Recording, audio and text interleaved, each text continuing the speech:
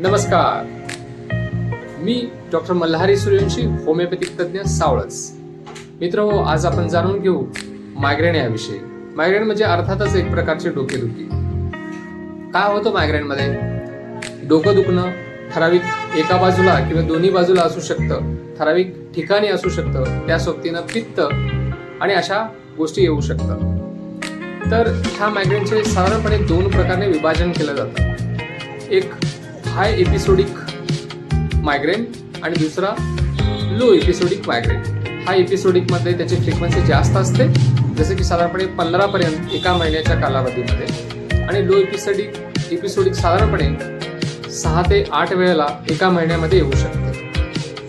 तर काही गोष्टी ट्रिगर पॉइंट्स असतात मायग्रेनमध्ये, म्हणजे त्या गोष्टीनंतर मायग्रेन वाढू शकतो. जसं की पित्तज पदार्थांचे सेवन, जसं की बेकरी पदार्थ, आंबवलेले पदार्थ, त्या सोबतीनं निद्रानाश, हवामानामधले बदल, अत्यंत थंड किंवा उष्ण वातावरण.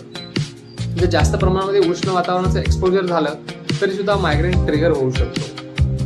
त्या सोबतीनं अतिचिंता, काळजी, भीती अशा मानसिक गोष्टीमुळे सुद्धा मायग्रेनचं प्रमाण येऊ शकतं. तर मायग्रेन बरा होऊ शकतो का? तर हो, निश्चितच. मायग्रेन होमिओपॅथीच्या सहाय्याने संपूर्णपणे बरा केला जाऊ शकतो. होमिओपॅथीमध्ये मानसिक, शारीरिक आणि भावनिक या तिन्ही स्तरांवर होमिओपॅथीच्या दृष्टिकोनातनं, म्हणजे औषध उपचाराच्या दृष्टिकोनातनं पूर्ण माहिती घेतली जाते आणि त्याचा वापर औषध निवडीसाठी केला जातो. आणि अशा पद्धतीनं निवडलेलं औषध निश्चितच रोग्याला पूर्णपणे बरं करू शकतो.